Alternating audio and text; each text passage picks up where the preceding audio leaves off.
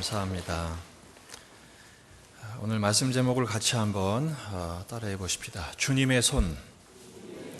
주님의 손. 우리 하나님은 손이 있으신가요? 지난주 금요일 저녁에는 하나님의 얼굴을 묵상을 했는데 하나님은 얼굴이 있으신가요?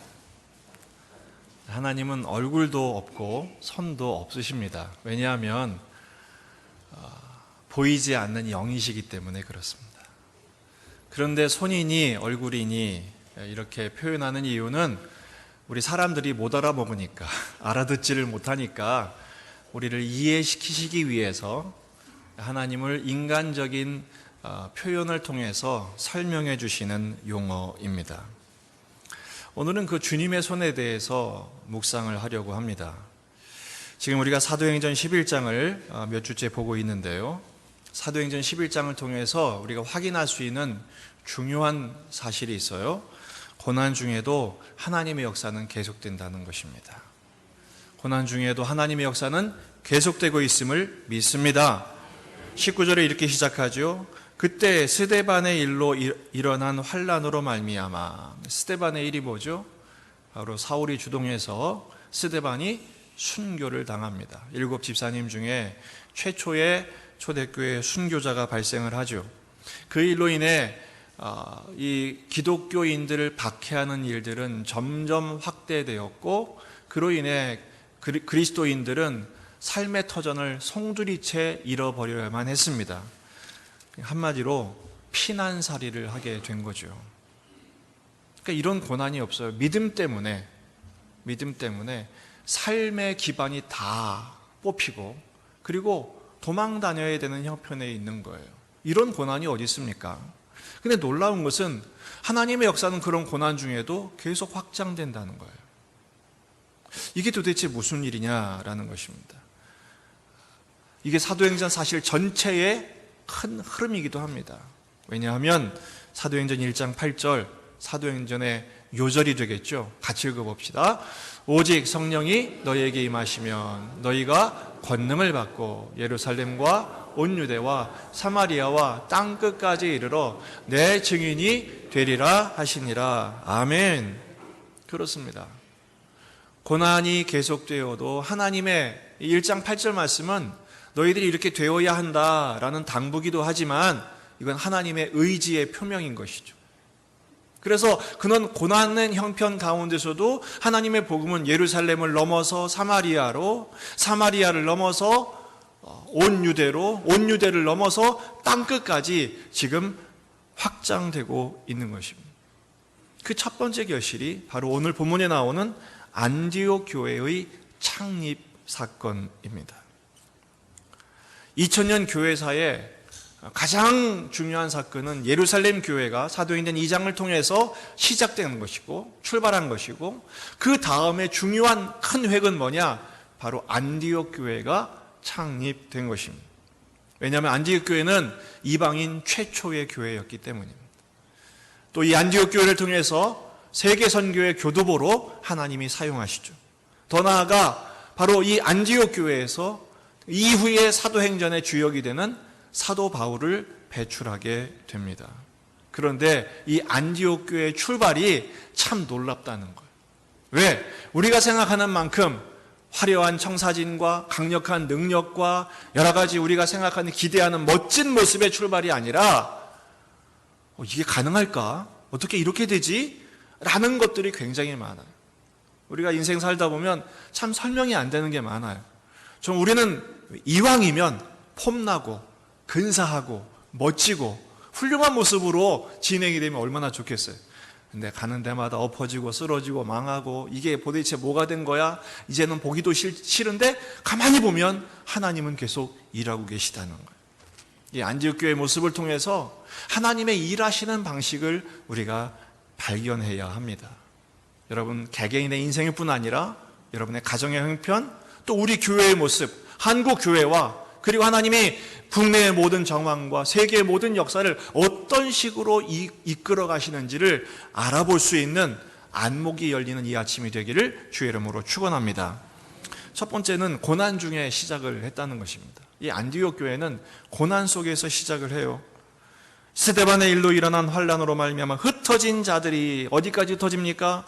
베니게와 구브로와 안디옥. 굳이 지도를 보지 않아도 사방으로 뿔뿔이 흩어지는 것을 볼 수가 있습니다. 그들이 복음을 전하는 일들이 어디서 일어나느냐? 이렇게 흩어지지 않았다면 그들은 어디 있었겠어요? 예루살렘에 갇혀 있었을 것입니다. 왜요? 흩어질 일이 없으니까. 문제가 생기지 않으면 사람은 안주하게 되어 있습니다. 그러나 하나님이 억지로 흩으시는 것, 사도행전을 보면 억지로 흩으시는 장면이 나와요. 그러니 고난일 수밖에 없죠. 뿌리가 뽑히고 삶의 터전이 움직여야 되니까 얼마나 힘들겠습니까? 그런데 여러분, 하나님 나라의 역사는요, 항상 고난 중에 일어난다는 사실이에요. 따라합시다. 고난은 하나님의 은혜와 역사를 체험할 기회다. 그렇습니다. 고난은 하나님의 은혜와 역사를 체험할 기회. 물론 형통할 때도 하나님의 은혜와 역사가 있죠. 형통할 때, 잘 될 때도. 근데 사람은요, 이 고난이라는 것을 경험하지 않으면 엎드리지 않는 존재입니다. 배부르고 등 따시면 기도가 돼야 안 돼요? 이게 안 돼요. 안 돼요.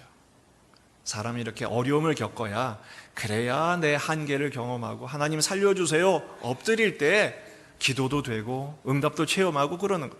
여러분, 시편이 150개 시로 되어 있는데요, 지난주에 우리가 80편까지 보았어요. 근데 제가 시편을 한 절반쯤 묵상하면서 깨닫는 게 그거예요.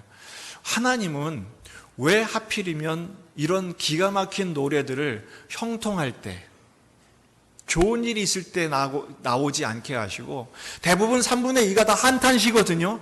이 절망의 고난의 그 골짜기에서 눈물로 지은 노래들을 통해서 영광을 받으실까? 한편으로는 좀 이해가 안 될 때가 있어요. 그건 왜냐하면 인간의 한계 때문입니다. 하나님 앞에 간절히 절박하게 엎드리게 하시고, 그 엎드림을 통해서 그 고난 속에서 하나님의 은혜를 부으시고 하나님의 역사를 보게 하셔서 하나님이 찬양을 받아내시는. 여러분, 우리 인생도 마찬가지예요. 지금 오늘 본문에 나오는 이 흩어진 그리스도인들, 당장 새로운 환경에 와서 먹고 사는 문제를 해결하는 것도 바쁜 지경에 그들이 복음을 전했다는 거 참 놀라운 일입니다. 놀라운 일입니다. 왜 그랬을까요? 하나님의 명령을 사명으로 여겼기 때문입니다. 오직 성령이 마시면 너희가 권능을 받고 내 증인이다. 이건 주님의 당부였거든요. 주님 말씀이셨거든요. 그 하나님의 약속의 말씀을 자기 사명으로 여기고 순종한 거예요. 여러분, 순종하면 주님이 쓰십니다. 한번 따라해 봅시다. 말대로 된다. 말대로 된다. 생각해 보세요. 지금 다 홀랑 다 뺏기고 삶의 터전을 잃어버리고 지금 피난살이 하고 있는데, 그 가운데서 그래도 사명이니까 예수님은 우리의 그리스도이십니다. 예수님이 우리 구원자이십니다. 예수님이 우리 인생을 복되게 하십니다. 우리를 이끌어 주실 거예요 라고 말을 할 때, 그 전도의 최초에 가장 먼저 그 전도의 혜택을 받는 사람이 누굴까요? 듣는 사람이겠어요? 말하는 사람이겠어요? 놀랍게도 말하는 사람이에요. 자기도 복음을 전하면서 그런 생각을, 나도 지금 먹고 살기 힘든데 이게 무슨 지경인가. 그런데 하나님 말하게 하시는 거예요. 말하는데 하나님이 그 말하는 자로 하여금 복음을 가장 먼저 듣게 하시고 복음을 체험하게 하셔서 듣는 자로 하여금 믿고 깨닫도록 인도하시지 않겠습니까? 하나님은 지금도 살아계셔서 역사하신 줄로 믿습니다. 여러분, 오늘 고난 중에 있어요? 어떤 눈물 지을 수밖에 없는 현실에 있습니까? 그렇다면 기대하십시오. 주님은 일하실 겁니다. 주님은 그런 지경에서도 역사하실 줄로 믿습니다. 두 번째는, 이 안디옥 교회는 몇 사람의 순종으로 이루어졌다는 것입니다. 20절 말씀을 보면 그 중에 누구죠? 흩어져서 복음을 전하는 사람들 중에 구브로와 구레네 몇 사람이 안디옥에 도착해서는 헬라인들에게도 복음을 전해요. 그전엔 누구한테만 했어요? 19절에 보면 유대인에게만 전했어요. 여러분, 복음을 전한 것도 잘한 일인데 지금 헬라인에게 복음을 전했다는 것이 왜 이렇게 중요한 일이냐? 그 전만 하더라도 바로 앞절에서는 누구에게만 전했어요? 유대인에게만 전했어요. 왜 유대인에게만 전했을까요? 그들은 유대주의의 사고방식이 아직도 갇혀 있었기 때문에. 비록 예루살렘 울타리를 뛰쳐나오게 억지로 흩으셔서 뛰쳐나왔지만은 사고방식은 아직도 유대주의에 붙들려 있었던 거예요. 요즘 새벽에 갈라디아서를 묵상하는데요, 갈라디아에서도 2장에 보면 바울이 베드로를 아주 혹독하게 책망을 합니다. 여러분, 베드로가 어떤 사람입니까? 이방에게 복음을 첫 번째로 전하고 세례를 베풀었던, 고넬료 가정에 세례를 베풀었던 사람이에요. 그런 베드로도 한참 지난 다음에 이방인들과 식사를 하다가 예루살렘에서 온 방문단이 오자 깜짝 놀라가지고 거기 자리를 박차고 도망갔어요. 왜? 욕먹을까 봐. 유대인들에게는 무슨 법이 있었다고요? 이방인과 밥을 먹으면 돼요, 안 돼요? 안 되는 거예요. 정결법, 위법인 거예요. 본인도 이방인에게 세례를 베풀고 복음을 전했던 경험이 있으면서, 여러분, 사람은요, 아는 대로 못 사는 존재입니다. 그러니 베드로도 그랬으니 흩어진 그리스도인들은 오죽했을까요? 알아도 못한 거예요. 그래서 지금 안디옥에서 헬라인에게도 복음을 전한 몇 사람의 행보가 그만큼 중요하고 의미가 있는 것입니다. 더 놀라운 것은 이 몇 사람이 몇 명입니까? 대답 좀 해보세요. 이 몇 사람이 몇 명입니까? 수가 나와요, 안 나와요? 그저 몇 명이에요. 수도 몰라요, 이름도 몰라요, 직업도 몰라요. 대부분은 출신을 얘기하는데 어디 출신인지 몰라요. 그들에 대해서는 아무것도 정보가 없어요. 여러분, 누가복음과 사도행전을 기록한 저자가 누굽니까? 누가죠. 근데 누가는 직업이 뭡니까? 의사죠. 의사는 정확한 근거와 역사적인 것에 서술에 관심이 많아요. 그래서 누가복음과 사도행전은 굉장히 만연체예요. 길고 정확합니다. 정보가 다 나와야 됩니다. 그런데 그런 누가가 이 몇 사람을 알까요, 모를까요? 알죠.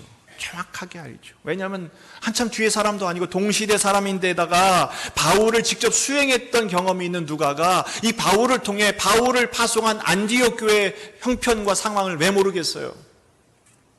더군다나 사람이 많은 것도 아니고 몇 사람에 불과한데 그 안디옥 교회의 창립 멤버인 이 사람들을 모를 리가 없죠. 근데 왜 여기 본문에서는 누가가 의도적으로 몇 사람이라고 말해놓고 아무것도 말하지 않을까? 그 이유는 사전에 부탁을 받았기 때문이에요. 누구한테요? 이 몇 사람들이 혹시 안디옥 교회에 대해 소개할 일이 분명히 있을 텐데 그런 일이 있을 때는 절대로 우리 이름을 말하지 말아 주세요. 당부에 당부를 했을 것입니다. 그러니까 누가는 사실은 모든 것을 기록해야 하는 의무와 자기 스타일이 있음에도 불구하고 의도적으로 그것에 대하여 침묵하고 있는 거예요. 왜 그렇습니까? 이 몇 사람은 왜 자기들의 이름을 가렸을까요? 오직 하나님의 영광만 드러내기 위해서였습니다. 이 목회자들은요, 교회 좋은 일이 있거나 더군다나 한국 교회와 노예는 물론이고 한국 교회와 이런 역사적인 중요한 일이 있을 때, 그런 일이 있을 때는 자기 이름을 넣고 싶을까요? 빼고 싶을까요? 재작년에 우리 노회에서 한국교회 아주 획기적인 한 획을 긋는 행사가 있었어요. 그게 뭐냐? 주기철 목사님의 복원. 그분의 이름이 사실은 한국교회적으로 회복되는 공식적인 절차가 없었거든요. 그 일을 하는데 제가 그때 중요한 역할을 하나 했어요. 근데 제 이름이 들어갔을까 안 들어갔을까? 안 들어갔어요. 속상했어요. 근데 지금 보니까 잘한 것 같아요. 잘한 것 같아요. 사람은요, 어떻게든 자기 이름을 내고 싶고 자기 이름을 드러내고 싶고 그런 본능이 있어요. 나쁜 건 아니에요. 근데 이 몇 사람은 의도적으로 그것을 내려놓았어요. 그러면서도 자기들의 일을 게을리하지 않았어요. 왜 이들은 헬라인에게도 복음을 전하는 일을 했을까요? 그전엔 아무도 이렇게 하지 않았는데 베드로조차도 주저했던 일을 이 사람들은 헬라인에게 복음을 전하는 일에 열심이었을까요? 마태복음 28장 19절에서 20절 말씀입니다. 대위임 명령이라고 하죠. 예수님의 명령을 자기의 사명으로 삼았기 때문입니다. 같이 읽어보십시다. 그러므로 너희는 가서 모든 민족을 제자로 삼아 아버지와 아들과 성령의 이름으로 세례를 베풀고 내가 너희에게 분부한 모든 것을 가르쳐 지키게 하라. 볼지어다 내가 세상 끝날까지 너희와 항상 함께 있으리라 하시니라. 할렐루야. 누구를 제자로 삼으라고요? 모든 민족을 제자로 삼아. 어디까지 증인되라고요? 땅끝까지 증인되라고 분명히 말씀하셨는데 유대인들은 자신들의 선입견과 편견에 사로잡혀서 그 유대를 넘어서지를 못했을 때 이 몇 사람은 말씀대로 순종한 거예요. 그렇게 먹고 사는 문제도 해결되지 않는 상황에서 말씀대로 순종한 이유가 뭘까요? 아까 말씀드린 것처럼 약속을 믿었기 때문에. 어떤 약속입니까? 볼지어다 내가 세상 끝날까지 너희와 항상 함께 있을 거야. 임마누엘, 동행하심에 대한 확신이죠. 따라합시다. 믿음대로 된다. 그래요. 내가 전하는 복음대로 말대로 되는 것처럼 그 약속의 말씀을 내 가슴에 새겨 그 믿음대로 순종하면 주님이 그대로 역사하실 줄로 믿습니다. 우리 역시 복음의 사람이 되어 만나는 사람은 누구든지 그리스도의 복음을 선포하는 일에 쓰임받는 인생이 되기를 바랍니다. 근데 한 가지 궁금한 게 있어요. 오늘 본문에서는 또 한 가지 큰 대조를 보입니다. 몇 사람이 예수를 전파했는데 21절을 보면 수많은 사람들이 믿고 주께 돌아오더라. 아, 그래요. 몇 사람이 그렇게 충성한 것, 이름도 없이 수고한 건 알겠는데 그 몇 사람이 수고했는데 수많은 사람이 믿고 주께 돌아왔다. 이게 어떻게 가능했을까? 그 사람들이 정말 능력자였을까? 대단한 기술이 있었을까? 그만큼 훌륭했을까? 그게 아니라는 거예요. 오늘 본문은 그 모든 이유를 단 하나로 설명합니다. 바로 21절 초반부입니다. 주님의 손이 그들과 함께 하시매. 할렐루야. 누가 함께 하셨어요? 주님이 함께 하셨어요. 근데 그 함께 하시는 방식이 뭐예요? 주님의 손이 그들과 함께 하셨어요. 도대체 주님의 손의 의미가 뭘까? 그래서 제가 구약과 신약에 하나님의 손이 나오는 구절을 죄다 뒤졌어요. 한참 걸리더라고요. 꽤 많이 나와요. 그걸 다 설명하자면 오늘 하루 종일 해도 모자랄 것 같아요. 제가 쭉 묵상을 하면서 세 가지로 제 나름대로 요약을 해봤어요. 하나님의 손, 주님의 손, 여호와의 손, 하나님의 손으로 설명되는 항상 세 가지 역사가 있었어요. 첫째는 창조의 손, 둘째는 심판의 손, 셋째는 구원의 손이셨어요. 하나님께서 하나님의 손으로 이 세계를 지으셨다는 거예요. 천지를 지으시고 아담과 하와를 지으시고 우리를 지으셔서 하나님의 손, 그러니까 우리는 결국 하나님의 손의 피조물인 거예요. 여러분, 오늘 하나님의 손길이 이 자리에 있는 줄로 믿습니다. 어디예요? 여기 있잖아요. 하나님의 놀라운 손의 작품이 여기 있는 것을 확신하시기 바랍니다. 두 번째는 심판의 손이에요. 심판의 손. 저 대적들, 하나님 말씀에 불순종하는 저 대적들은 하나님의 손이 나타날 때 항상 저들을 징벌하시고 저들에게 심판하시고 저들에게 벌을 내리시는 손으로 설명되고 있어요. 근데 저는 이 세 번째 하나님의 손이 너무 좋아요. 바로 구원의 손이기 때문에. 하나님은 당신의 백성, 당신의 자녀, 하나님의 뜻대로 순종하는 사람에게는 하나님의 손으로 도우시는데 어떻게 도우시느냐? 하나님께서 그들을 도우시고 필요한 것들을 공급하시고 책임지시고 인도하시고 먹이시고 입히시고 돌보시는 구원의 손으로 역사하신다는 사실입니다. 하나님이 아무리 보잘것도 없다 할지라도 하나님의 손이 함께 하시면 하나님께 쓰임받는 인생이 된다는 거예요. 이 몇 사람이 능력인 사람이냐? 그렇지 않았어요. 추측컨대 그들은 정말 이름 없는 존재로 쓰임 받는 것처럼 그들은 평범하기 짝이 없었을 것입니다. 중요한 것은 하나님의 손이 그들과 함께 하시니까 그 몇 사람이 수많은 사람이 주께 돌아오게 되고 교회를 창립하여 교회 역사에 큰 획을 긋는 도구로 쓰임받게 된 거예요. 따라합시다. 주님의 손에 붙들리면 쓰시지 못할 사람이 없다. 그렇습니다. 하나님이 붙드시면 쓰시지 못할 사람이 없어요. 여러분, 그 모세가 하나님께 부름받을 때 나이가 몇이죠? 80살이었습니다. 80 됐을 때 하나님께 부름받았어요.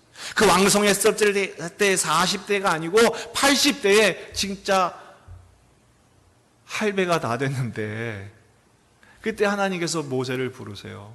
근데 그 모세가 덜렁덜렁 주님 따라가는데 그 손에 가진 소유는 딱 하나밖에 없었어요. 그 손에 뭐였을까요? 지팡이입니다. 마른 지팡이 하나. 저 터키의 박물관에 가면 모세 지팡이가 소장돼 있어요. 그것을 많은 사람들이 기대를 갖고, 야, 모세의 지팡이 얼마나 대단했을까. 여러분, 실제로 우리가 영화나 소설이나 이런 데 보면은 그 산에 가면은 도사들이 들고 있는 지팡이 어떻습니까? 근사하잖아요. 구불구불하고 막 이렇게 뭐가 거기서 나올 것 같기도 하고. 그런데 그 박물관에 소장된 지팡이는요, 대나무 짝대기 한 1m가 좀 넘을까요? 저게 뭐야? 진짜 짝대기. 그 이상 이하도 아닌 짝대기. 그거 하나예요. 놀랍게도요, 하나님이 그 모세에 있는 지팡이를 하나님께서 쓰시니까, 하나님의 손으로 붙드시니까 어떻게 돼요? 그 지팡이가 선포될 때마다 10가지 재앙이 펼쳐지고요, 그 지팡이를 펼칠 때마다 홍해가 변하여 마른 땅이 되고요, 그 지팡이를 댈 때마다 그 광야에, 아무것도 없는 광야에 반석을 치니까 생수가 솟아 강물처럼 되어서 수백만 명이 먹고 마실 수 있는 하나님 역사가 나타나. 한 번은 이스라엘 백성들이 원망하니까 모세도 답답해서, 하나님, 저 인간들 만나까지 먹이셨는데 고기를 달라고 저렇게 아우성입니다. 하나님 뭐라고 그러세요? 내가 코에서 냄새가 날 때까지 고기를 먹여줄게. 그러니까 모세가, 하나님, 말도 안 되는 소리 하지 마세요. 지금 솥대를 몰고 와도 다 못 먹입니다. 이 많은 인간들을 어떻게 먹입니까? 그때 하나님이 민수기 11장 23절에서 이렇게 책망하십니다. 한번 보여주세요. 성경 구절 시작. 여호와께서 모세에게 이르시되 여호와의 손이 짧으냐. 이 표현이 굉장히 중요해요. 여호와의 손이 짧으냐. 여호와의 손이 짧아요, 길어요? 예? 사실 길고 짧은 문제가 아니에요. 여호와의 손은 전능하다. 하나님의 손은 능력의 손이시다. 왜 의심하냐 이거. 여러분, 하나님의 손은 전능하신 줄로 믿습니다. 의심하지 말라는 것입니다. 비록 우리가 약할수록, 그래서 약할 때 강함을 주시잖아요. 여러분, 연약함을 경험하세요? 몸이 건강을 잃으셨어요? 여러분, 가진 것을 잃게 돼 빈손이 되셨어요? 여러분, 절호의 찬스예요. 여러분의 빈손을 하나님의 손으로 잡아주실 줄로 믿습니다. 모세만 그런 게 아니라 예수님도 그렇게 사셨어요. 사도행전 2장 33절 말씀을 보면 하나님이 오른손으로 예수님을 높이셨어요. 그래서 약속하신 성령을 아버지께 받아 너희가 보고 듣는 이것을 부어주셨느니라. 오순절 성령 강림의 역사를 통해서 하나님의 오른손으로 예수를 높이셨어요. 예수님도 태어나시면서부터 이제 성탄절을 위해 다가오게 되지만 출생부터 그의 모든 생애와 그의 모든 사역과 심지어는 누가복음 23장 46절 그의 생애 마지막 순간에도 예수께서 큰 소리로 불러 이르시되 아버지 내 영혼을 어디에 부탁한다고요? 아버지의 손에 부탁합니다. 예수님은 처음부터 끝까지 천부의 손을 붙드셨어요. 평생의 삶의 원리였고 모든 사역의 원리였고 절체절명의 순간까지도 하나님의 손을 의지하셨고, 하나님은 그 손을 붙드신 예수님을 저버리지 않으시고 죽음의 관문을 통과하시되 사흘 만에 부활하게 하시고 영원토록 다시 살게 하시며 하늘과 땅의 권세를 주셔서 지금도 우리를 통치하고 계실 줄로 믿습니다. 그러나 이것은 예수님만의 비결이 아니라 그 예수님이 걸어가신 길을 우리도 걷게 하사 하나님의 손을 붙드는 자에게 같은 은혜와 능력과 은총으로 함께 하실 줄로 믿습니다. 따라하십시다. 주님의 손은 우리와 함께 계시다. 아멘이십니까? 이사야서 41장 10절입니다. 정말 주님의 손이 우리와 함께 하시는가? 같이 읽어봅니다. 두려워하지 말라, 내가 너와 함께 함이라. 놀라지 말라, 나는 내 하나님이 됨이라. 내가 너를 굳세게 하리라. 참으로 너를 도와주리라. 참으로 나의 의로운 오른손으로 너를 붙들리라. 할렐루야. 느헤미야도 그 망한 이스라엘을 재건하는 일에 자기가 갖고 있는 직을 걸지 않았어요. 자기가 갖고 있는 능력을 걸지 않았어요. 내 하나님의 선하신 손이 나를 도우심으로. 에스라의 고백과 느헤미야의 고백의 공통점이 그거예요. 내 하나님의 선한 손이 나를 도우심으로. 여러분, 하나님의 선하신 손의 도움을 우리가 인식하는 순간이 뭡니까? 나는 가진 게 없다는 거예요. 내 손은 빈손이라는 거예요. 여러분, 그래서 우리 찬양할 때나 기도할 때 보면은 종종 찬양할 때 두 손을 들고 찬양하는 분들이 있어요. 기도할 때 두 손을 들고 기도하시는 분들이 있어요. 여러분, 손을 드는 게 왜 그렇습니까? 왜 손을 듭니까? 저도 가끔은 이렇게 손을 들고 할 때가 있어요. 왜 손을 드냐? 여러분, 그 전쟁터에서 꼼짝막 그러면은 손 바짝 들잖아요. 이건 뭐예요? 손 들어! 나는 빈손입니다. 이거예요. 무기를 내려놓은 것입니다. 나는 무장이 해제됐습니다. 나는 아무것도 없습니다. 보세요. 배웠습니다. 아무것도 없습니다. 하나님이 우리 빈손을 잡으실 줄을 믿습니다. 이 빈손을 하나님의 능력과 은혜로 채우실 것을 믿습니다. 한국 초기 교회 영성을 선도하셨던 목사님 한 분이 계세요. 그분이 이성봉 목사님이십니다. 그분은 부흥회를 갈 때든지 설교를 할 때든지 신방을 갈 때든지 항상 오른손을 불끈 쥐고 다니시는 거예요. 왼손은 쫙 폈는데 오른손은 쥐고 다니시는 거예요. 누굴 치시려고 저러나? 그래서 물어보는 거예요. 아니 목사님, 왜 이렇게 주먹을 불끈 쥐고 계세요? 화나셨어요? 뭐라고 그러시느냐? 그게 아니라 하나님의 오른손으로 나를 붙드신다고 했으니까 나는 그 예수님 손 붙들고 평생 살 거야. 그래서 그분은 장갑을 낄 때도 주먹을 안 폈대요. 그 모습을 많은 분들이 도전을 받은 거예요. 의도적으로라도. 어떻게 보면 유치하지만 중요한 것은 그분의 의지였어요. 그 하나님의 손이 우리를 붙들고 계심을 믿습니다. 그 손을 놓지 마십시오. 중요한 것은 주님은 우리를 놓으신 적이 없어요. 우리가 놓는 거지. 세상 재미에 팔려서 세상 고난에 낙심해서 다 내려놓으니까 더 낙심하게 되는 거예요.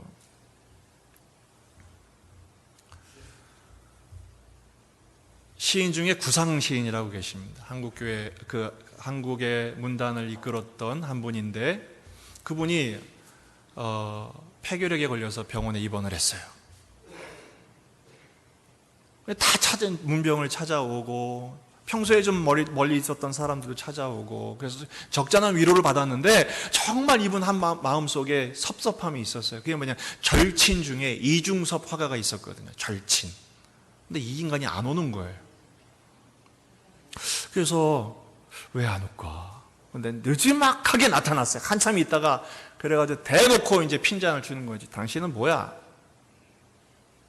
알고 봤더니 이분이 안 온 게 아니라 못 온 거예요. 여러분 보통 병문안 가면 빈손으로 갑니까? 하다못해 옛날에는 그 통조림이라도 들고 가잖아요. 근데 이분은 그런 형편도 못 된 거예요. 그래서 수줍게 품에서 꺼낸 게 뭐냐면 그분이 직접 그린 그림이었어요. 근데 그 그림도 돈이 없어가지고 담배값 그 포장지 은박지 있잖아요. 그거 이렇게 펴가지고 거기다 그림을 그린 거예요. 옛날에는 천도복숭아를 먹으면 병이 낫는다. 그래, 천도복숭아를 그려서 그 그림을 선물로 준 거예요. 이거 먹고 낫게. 여러분, 휴지 조각입니다. 쓰레기입니다. 근데 거기에 그 실력 있는 작가가 그림을 그리니까 그 은박지에 그린 그림이요, 지금 수십만 불이랍니다. 가격을 매길 수가 없는 거예요. 저는 그 얘기를 들으면서 하나님의 그 손길을 생각해 봤어요. 사실 내 인생이 휴지 조각같이 구겨질 때가 많습니다. 하나님이 내 자존심을 완전히 쓰레기처럼 구겨버리실 때도 있었어요. 그래서 나는 버려진 존재인가? 그런 생각할 때도 있습니다. 그런데요, 이 이중섭 씨의 그림을 대부분 아시죠? 대부분 이렇게 버려진 종이들의 그림을 그리세요. 연필로 한 경우도 많아요. 근데 그리는 것마다 명품이 돼요. 우리 하나님이 나의 인생을 그렇게 그리고 계심을 믿으십시오. 처음에 그 스케치를 보면 아무것도 몰라요. 그러나 유명한 작가가 마지막 작품을 그렸을 때는 그 그림은 정말로 명화가 되는 것처럼 하나님은 지금도 우리의 인생을 명화로 만들어가고 계실 줄로 믿습니다. 하나님의 손이 붙들고 계신 거예요. 시편 37편 23절 24절 말씀입니다. 같이 읽어보십시다. 여호와께서 사람의 걸음을 정하시고 그의 길을 기뻐하시나니 그는 넘어지나 아주 엎드러지지 아니함은 여호와께서 그의 손으로 붙드심이로다. 할렐루야. 우리 넘어지고 자빠지죠. 아마 이번 주도 많이 실패하셨을 거예요. 지난주에 화내지 말아야지. 근데 여러분, 새카맣게 잊어버리고 불쑥불쑥 화를 내고 또 낙심하고 짜증하고 흥분하고 그러지 않았어요? 괜찮습니다. 괜찮습니다. 우리는 그런 존재입니다. 고백하십시오. 나는 이런 존재입니다. 하나님 나를 붙들어 주세요. 여러분, 우리가 넘어지지만 아주 엎드러지지 않는 것은 하나님의 손이 우리를 붙들고 계시기 때문인 줄로 믿습니다. 가진 것이 없습니까? 배운 것이 없습니까? 하고 있는 일마다 남들은 손을 대면 마이다스라고 그래가지고 다 금이 되는데 나는 마이너스야. 손만 대면 다 망해. 난 왜 이렇게 아무것도 안 되지? 그래도 괜찮아요. 여러분의 무력한 손을 내려놓으십시오. 여러분의 빈손을 하나님께 드리십시오. 주님의 은혜로 채우시고 능력으로 채우셔서 역사하실 줄로 믿습니다. 더 나아가 부탁드립니다. 주님의 손이 우리와 함께 계심을 믿는다면 그 주님의 손의 증인이 되어 주십시오. 시편 118편 15절에서 17절입니다. 같이 읽어보십시다. 의인의 장막에는 기쁜 소리, 구원의 소리가 있으며 여호와의 오른손이 권능을 베푸시며 여호와의 오른손이 높이 들렸으며 여호와의 오른손이 권능을 베푸시는도다. 내가 죽지 않고 살아서 여호와께서 하시는 일을 선포하리로다. 할렐루야. 여호와의 손이 세 번이나 나옵니다. 여호와의 손이 권능을 베푸시고 여호와의 손이 높이 들리시고 여호와의 손이 권능을 베푸셔서 우리와 함께 계심을 믿는다면 여러분, 죽지 않고 살아서 그 하나님의 손의 증인이 되십시오. 이번 성탄 초청 축제가 그 증인이 되는 기회가 되면 좋겠어요. 11월 한 달 동안 내가 누구에게 증인이 되어줄까? 같은 형편에 있는 사람을 찾아가십시오. 어려운 지경에 있는 분들에게 찾아가십시오. 나도 살아. 내가 이런 지경이지만 나도 살아. 하지만 내가 믿는 게 있어. 주님의 손이 나를 붙들고 있기 때문이야. 한 번은 이렇게 길을 걸어가는데 아빠와 아들이 이렇게 걸어가는데 이렇게 도랑이 있더라고요. 도랑.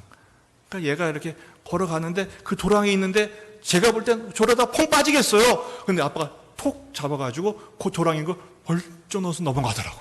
그리고 또 좋은 길에 나오니까 톡 내려놓으니까 또 신나게 걸어가요. 여러분, 그렇습니다. 기가 막힐 수렁을 만나게 하시는 분도 하나님이세요.